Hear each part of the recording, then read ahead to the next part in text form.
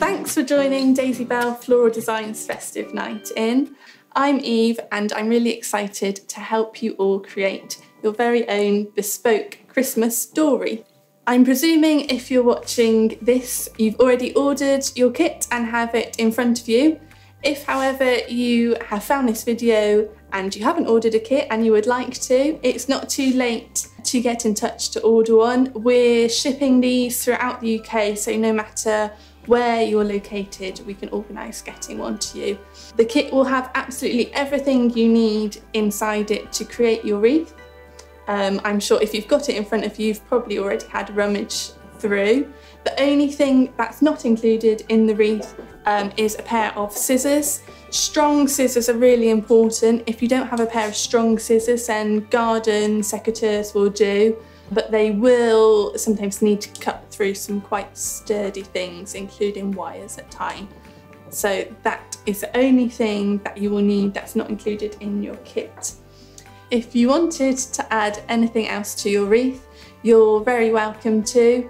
For example, any additional decorations or any additional materials, foliages from the garden or that you've been out foraging, you're very welcome to use them. During this tutorial, we'll teach you all the techniques needed to add other bits and pieces if you wish.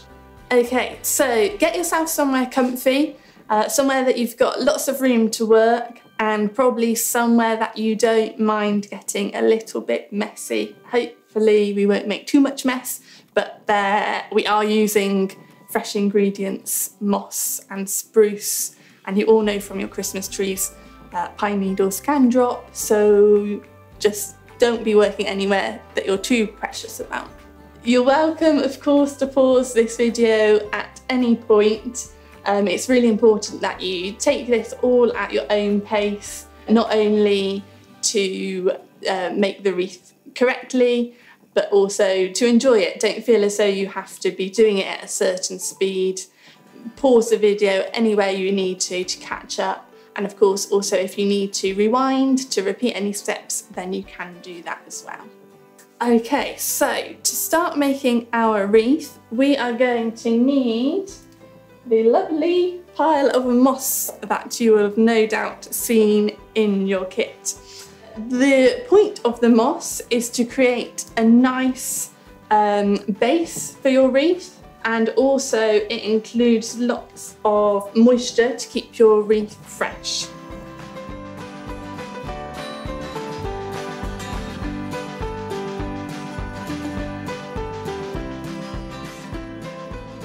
Okay, so place your moss evenly around the frame of your metal wreath frame, and then just sort of scrunch it up nicely all the way around. It doesn't have to be as thick as mine is here, so don't worry at all if it isn't. So just sort of scrunch that around with your hands to begin sort of making it nice and tight around the frame. And when you think it looks reasonably circular, that's when you want to get your reel of wire, and that's what we'll use to bind the moss onto the wreath frame. So if you unravel the first, I don't know, sort of 20 to 30 centimetres, keep that nice and long. So don't use that for the binding, just leave that loose on the edge of your wreath. Now, with the reel of wire, you want to securely wrap this all the way around the moss and around your wreath frame, all the way around the circle until we get back to the beginning. It's really important that you keep this really tight. So with each wrap, just make sure you really pull it securely so that all of the moss is tightly bound on. As a rough gauge, I would say to leave about 2 inches between each rotation. But if it is less, that's not a problem at all. But you probably wouldn't want it to be too much more.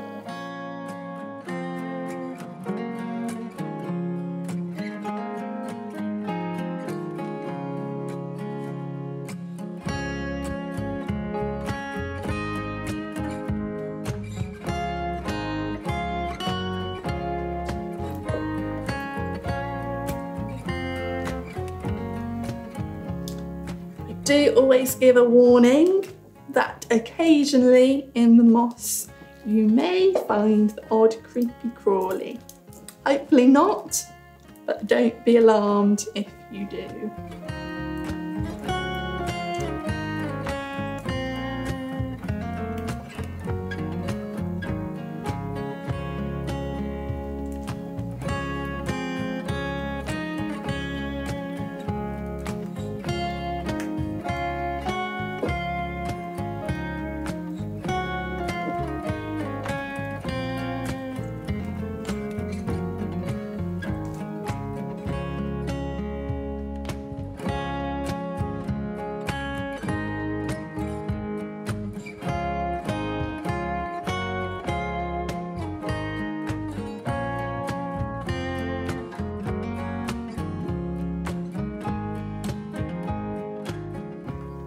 So once you have bound it right the way across the full wreath, you'll find your initial long strand that we told you to keep free. That's useful just to know where your starting place was, so it's a good indicator that you've made it all the way around. I normally do a couple of rotations just past that point, just to be safe. And I then just do a little twist using the original wire that we left free and the wire that's still on the reel. Just twist those around each other a couple of times. Don't be tempted to now cut this reel. Keep that attached to the reel, and we'll continue to use that later on. So this should be what your wreath looks like now. The next step is using your scissors just to give your wreath a little haircut, just to tidy it up around the edges. Any loose strands, you really don't have to worry about being too perfect, but just neaten up a little bit. This just means that there'll be no sticky out bits of moss sort of detracting from your wreath once it's all complete and decorated. Maybe just a little bit in the inside as well as the outside. Just again for the same.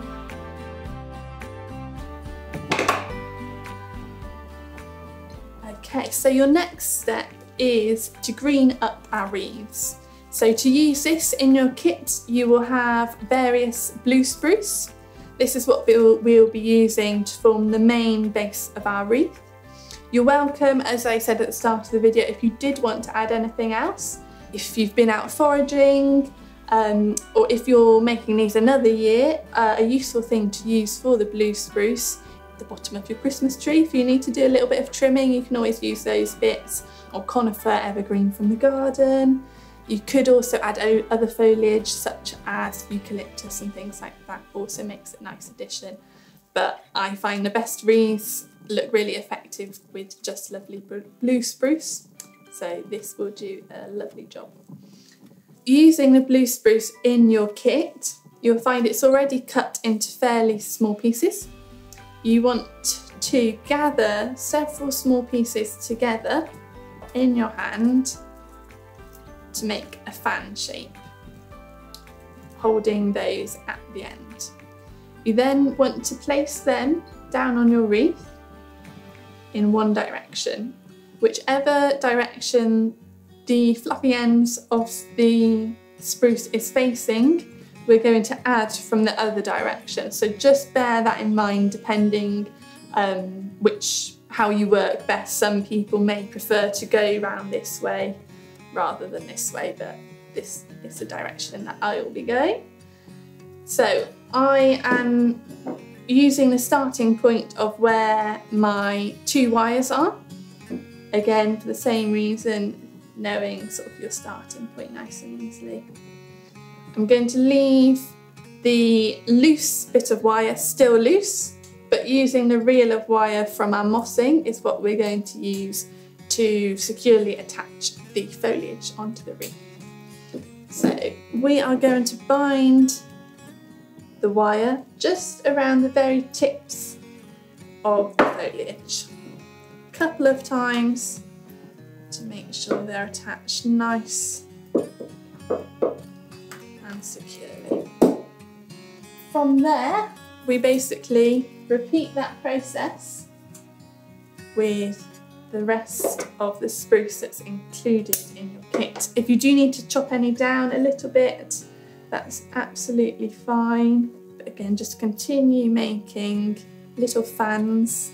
The key point when attaching the fans is when you create your little bundle, this top end is the nice fluffy attractive end.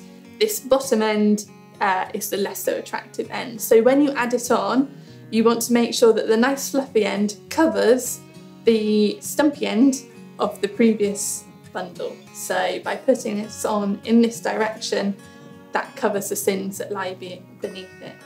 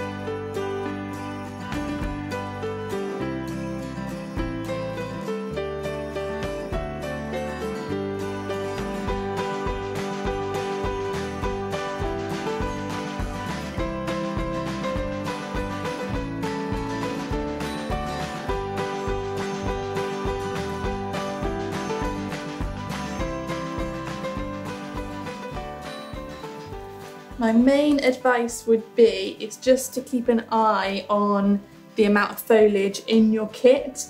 Don't be tempted to start off using really big bundles of lots of foliage, as you'll begin to find as you get further along the wreath, your greenery may begin to run out and you might end up with a bit of a lopsided wreath where it's really full on one side and a bit sparse on the other. So just try and be a bit mindful of how much foliage you've got to work with so it's nice and even throughout.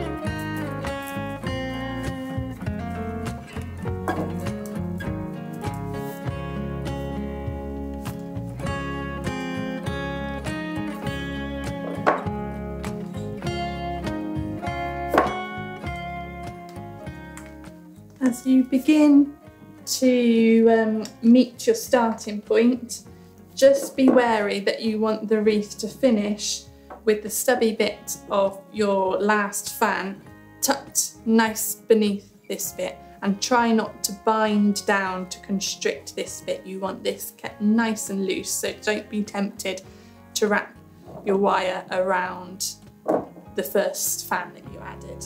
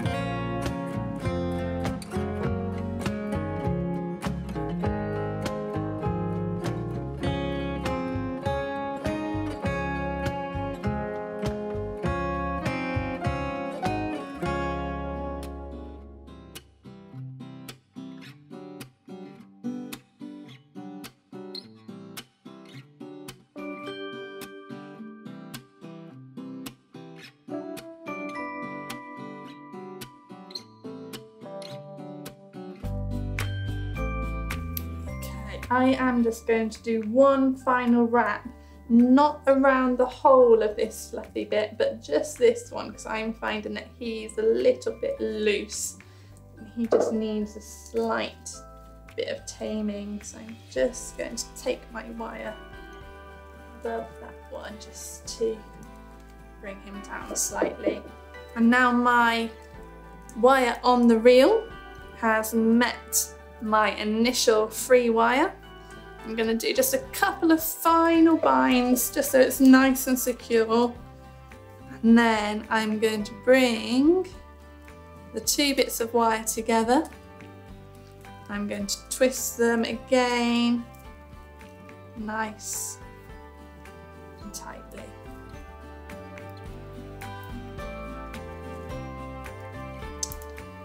And then just going to reel off another few centimetres of my wire that's on the reel, and then you're safe to cut that. You can keep this to one side because you won't need that again. And then at this point I normally then bind together my two bits of wire. So I make a nice loop. This loop is going to be what you use to attach your wreath to the door. It's going to be what it hangs from. So I'd leave a nice big loop here and then just twist together the two wires at the top. I've just got a bit left here, so I'm going to cut that again because I don't need that excess. And then just bend that in. And that loop is going to be what we use to hang our wreath. That's the main body of your wreath all completed. We've got the moss on the back and we've got the nice spruce on the front. Now we'll begin decorating the wreath. So in your kit you will find that you've got several decorations. You've got some pine cones, some oranges. I know they're green, but they are oranges. They're green dried oranges, whole. But you've also got some orange slices. We have some bundled cinnamon sticks, some lotus heads, and some artificial physalis.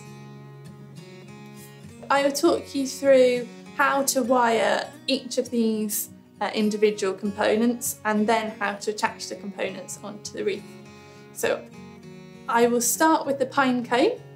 For the pine cone, you want to use the longest wire that comes in your kit. So you'll find that there's two wires.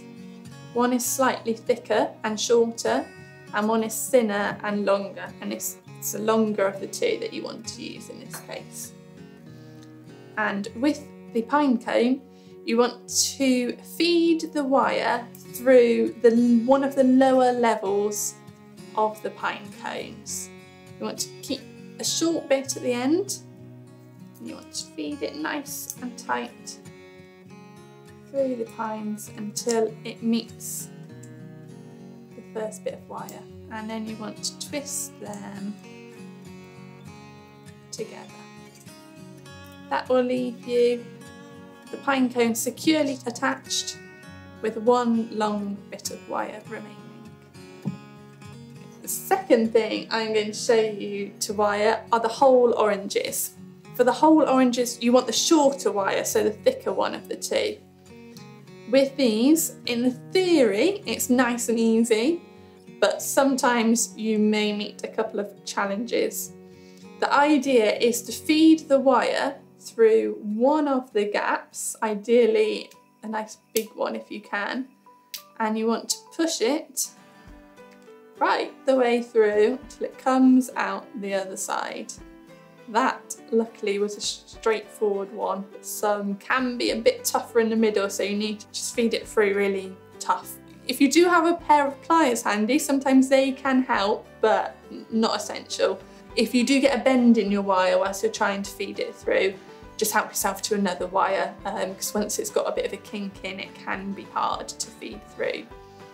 Once you've got both wires going through, you want to fold them in on themselves so that you've got an orange attached with two legs, like this.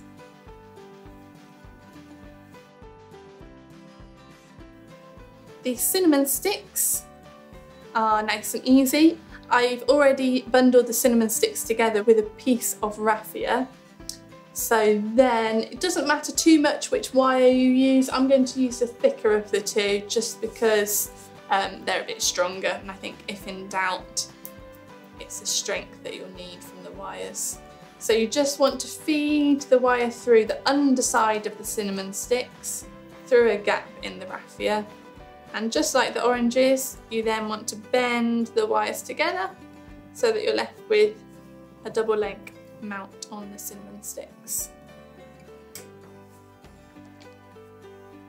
With the sliced oranges, I normally just overlap the two a bit like this, and then with a wire on a section of the oranges that they both overlap, you want to feed the wire through like that, and then you want to fold it over the rind. Don't be tempted to put two holes in the fleshy bit of the orange and fold them in on themselves that way, because what's likely to happen, especially once your wreath is on the door and things get wet, is the flesh will just rip. So you want to use this rind as a sort of barrier in that case. So that should be what you're left with once you've got the two oranges.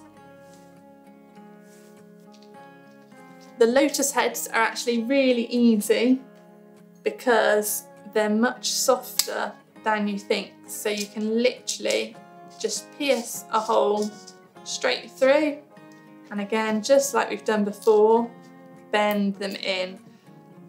Because the lotus heads are soft, just be careful when you do that fold, because you don't want to risk ripping the rest of the lotus, and that's then what you'll be left with.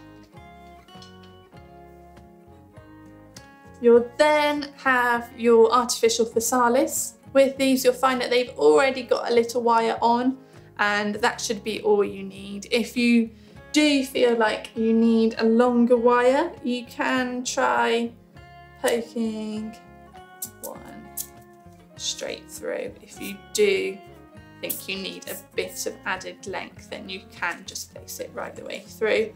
But hopefully this little wire that it comes with should be plenty to fasten it onto your wreath. So using the same techniques as we've just gone through, we're going to do exactly the same with all of the other components, decorations that you've got in your kit.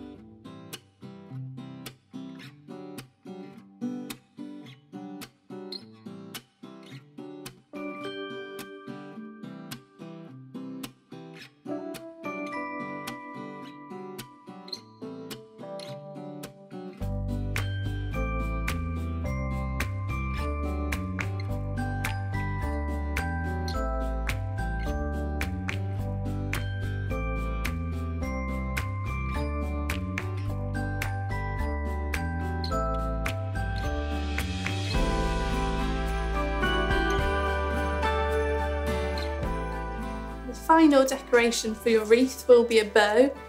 In your kits, I will have already pre-made all of your bows due to several requests of people who have previously come to my workshops. Everyone finds the bow the most challenging bit, so I'm going to have done this already for you. However, if you did have some ribbon at home which you particularly want to include, maybe it goes with your decor or front door a bit better, you're welcome to use whichever ribbon you'd prefer if you don't want to use the pre-made bow that we've included. I just use a figure of 8 technique when making my bow, and then try to leave a couple of trails.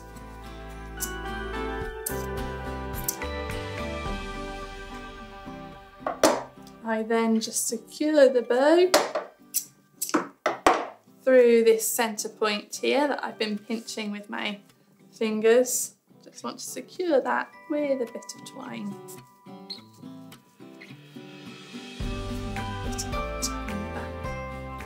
The only thing you might find with the bow that comes with your kit, in transit it may be that it's perhaps got a bit squished, hopefully not too squished, but because all of the ribbon that we use is wired edged, you can just pull it out with your fingers just to sort of smooth it back out again so you get a nice tidy bow. With the bow, I also attach that to a wire. Some people do just use the bits of twine to attach it onto your wreath, but I think the wire just makes it a bit more both tidy and secure. So all I do here is I get one of my wires at the back of the bow with a bit of twine.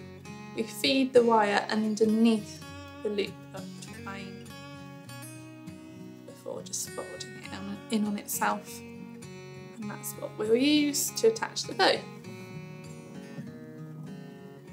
So now we've got all our decorations safely wired, it then comes to attaching the decorations onto the wreath.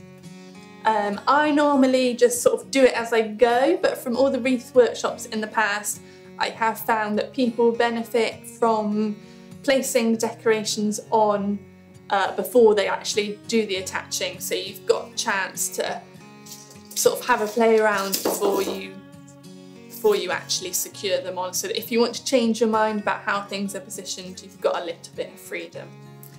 I personally always put my bow at the bottom of the wreath, but lots of people do prefer to put it at the top of the wreath, so that is completely up to your choosing, or if it's something you'd prefer to leave to the end and then decide, that's completely fine.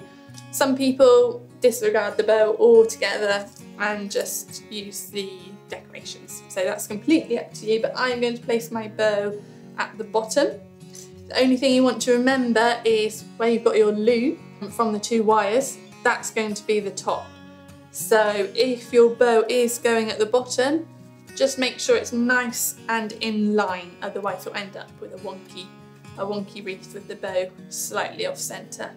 You'll find that with all the decorations, we've got 3 of each. So we've got 3 pine cones, 3 whole oranges, etc.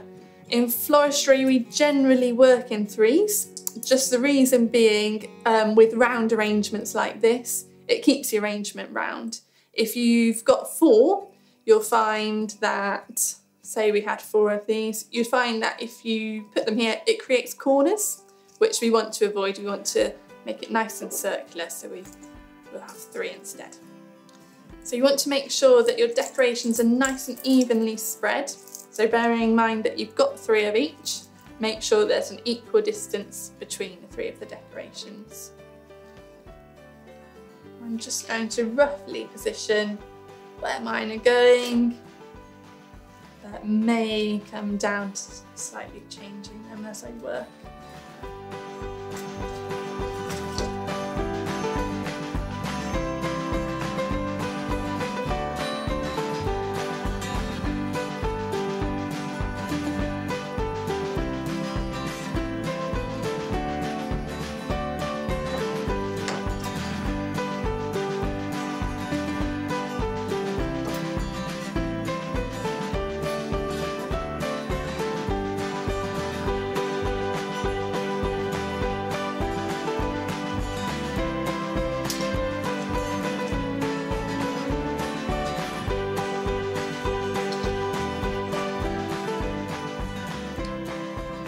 So feel free to arrange that as many times as you like, rearrange, but I wouldn't worry too much until it actually comes to attaching. You may find that as you physically attach them, things naturally fall into certain positions anyway, but this will at least give you a rough idea of what works well where. At this point, I have found that some people in the past want to take a picture, because after now you're going to have to move them all off. So if you've got your phone handy and like how they're arranged, you can take a picture so that you can refer back to that when it comes to actually attaching them on. But whatever works for you.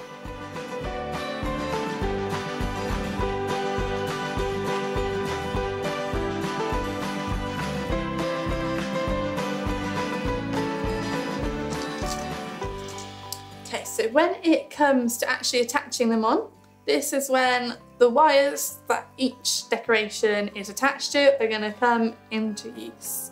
So as I mentioned, I'm going to start by attaching my bow, and I am going to feed the wire right the way through the wreath, through both the spruce and the moss, until both sides of the wire actually come out of the other end. And when they're both come out the other end, you want to twist them together nice and securely, and then if you can, just bend them back inside and bend them into the moss. The main reason for bending it back into the moss is not only to secure it, but also ultimately it helps protect your front door. If you imagine you've got all these loose wires sticking out, it may risk scratching your door, so just bear that in mind when you're making your wreath and when you're attaching it onto the door.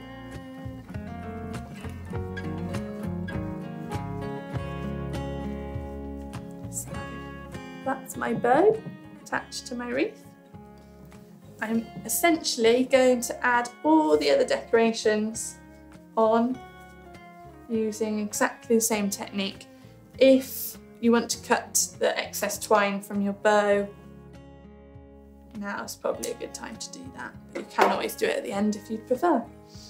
So you'll find that with your pine cones, they've only got one long bit of wire. So unlike with the bow, you're not going to have two bits of wire to twist it to.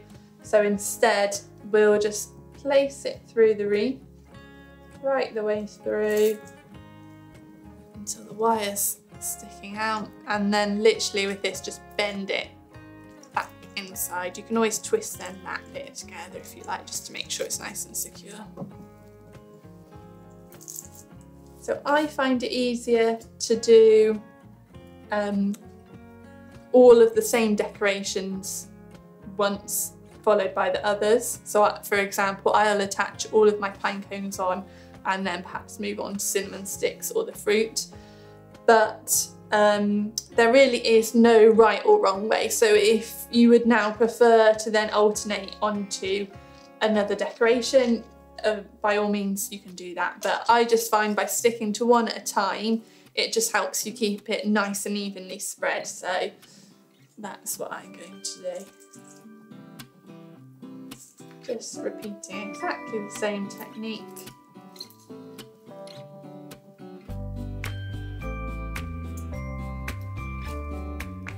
With your priority just being that they're nice and secure, because the last thing you want is to proudly go and hang it on your front door and then watch the decorations drop to the floor. So just make sure that they are nice and safely attached on.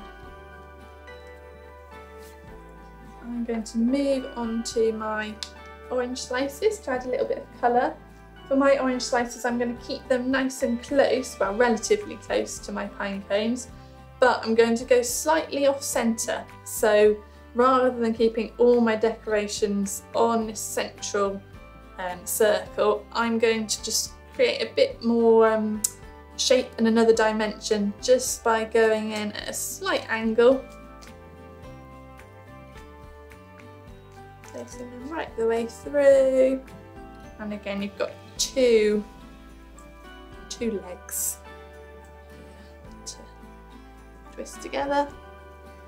before folding and back into the moss.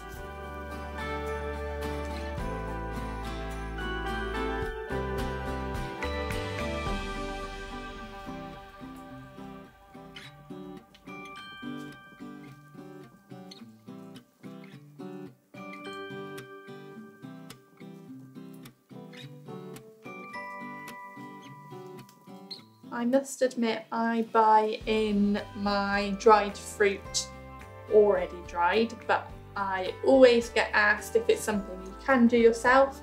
It definitely is. I believe it's just a case of putting the fruit in the oven on a low heat for a long time, but I'm sure there are more thorough instructions somewhere on the internet.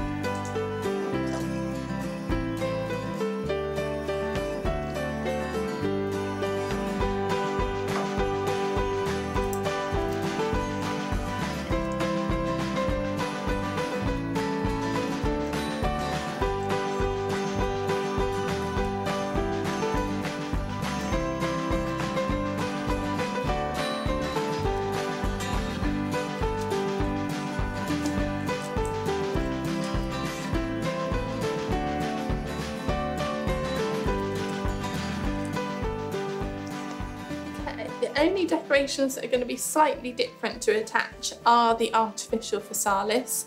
That's because, as I mentioned previously, they've only got a very small wire, so that wire's not going to be long enough to go right the way through the wreath. Instead, we're just going to wrap these around with using the wire. We're going to wrap them around a strand of spruce instead. So decide where you want to place it, and then just get one piece of spruce and then just do a couple of wraps around, and it will be secured that way instead.